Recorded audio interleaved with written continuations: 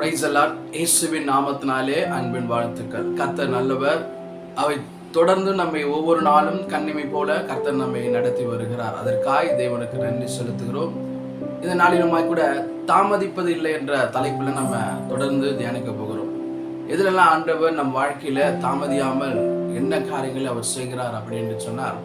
எசேக்கியேலுக்கு எழுதின தீர்க்கதரிசன புஸ்தகம் 12ஆம் அதிகாரம் 28ஆம் வசனம் சொல்கிறது, ஆகையால் என் வார்த்தைகளில் ஒன்றாகிலும் இனி தாமதிப்பலை என்று கர்த்தராகிய ஆண்டவர் உரைக்கிறார். நான் சொன்ன வார்த்தை நிறைவேறும் என்று கர்த்தராகிய ஆண்டவர் உரைக்கிறார் என்று அவர்களோடு சொல் என்றார். இங்கு வேதம் சொல்லுகிறது, ஆகையால் அவருடைய வார்த்தைகளிலே ஒன்றும் இனி என்ன ஆவதுன்னா தாமதிப்பதில்லை. அவர் என்ன சொன்னாரோ அது நிறைவேறும் என்று சொல்லி வேதம் சொல்லுகிறது. ஏன் ஆண்டவர் நம் வாழ்க்கையில தாமதியாமல் அவர் சொன்ன வார்த்தையை நிறைவேற்றுகிறார் என்றால், எப்போது எப்படிப்பட்ட சூழ்நிலாம் கர்த்தர் தாமதம் இல்லாமல் தன் காரியத்தை செய்கிறார்னா, நம்ம எப்பெல்லாம் பிரச்சனையிலிருந்து அவரை நோக்கி பார்க்கிறோமோ அப்பெல்லாம் அவர் என்ன பண்றாருன்னா தாமதிக்காம அவர் உடனே இறங்கி வந்து அந்த இடத்துல இருந்து ஒரு விடுதலை கொடுக்கிறவராய் இருக்கிறார். இதற்கு ஆதாரமாய் கூட சங்கீதம் 40ஆம் அதிகாரம் 17ஆம் வசனத்தை வாசிக்கும் போது தாவீது இப்படியே சொல்கிறார், நான் சிறுமையும் எளிமையும் ஆனவன், கர்த்தரோ என் மேல் நினைவாய் இருக்கிறார். தேவரீர் என் துணையும் என்னை விடுவிக்கிறவருமாய் இருக்கிறேன், என் தேவனே தாமதமாயும். அவர் சொல்றாரு, நான் சிறுமையும் எளிமையானவன், என் மேல் நினைவா, கர்த்தரோ என் மேல நினைவா இருக்கார் சொல்றாரு. என் தேவரீர் என்னை விடுவிக்கிறவருமாய் இருக்கிறார், நீ தாமதியாங்க அப்படின்னு சொல்லிட்டு அவர் ஜெபிக்கிறது நம்மளால் வாசிக்க முடியும்.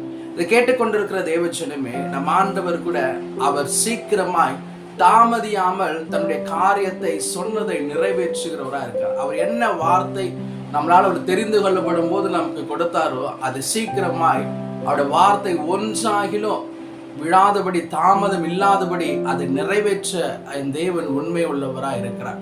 வேதத்துல நம்ம வாசிப்போம் என்று சொன்னால், ஆபத்து காலத்துல தாவீதுடைய ஆபத்து காலத்தில் அவர் நோக்கி கூப்பிடப்படும் போது கர்த்தர் அவர் விடுவிக்கிறவராய் இருந்தார்.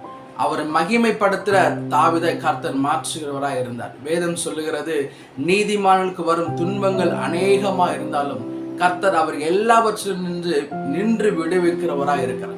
தாமதியாம நம்ம கூப்பிடப்படும் போது, என் துணை நீரே என்று சொல்ல கூப்பிடப்படும் போது அந்த தேவன் லேட் பண்ணாம கடந்து வந்து அந்த பிரச்சனையிலிருந்து, அந்த வியாதியிலிருந்து, அந்த போராட்டத்திலிருந்து, அந்த நெருக்கத்திலிருந்து கர்த்தர் நம்ம உடனடியாக விடுவிக்கிறவராய் இருக்கிறார்.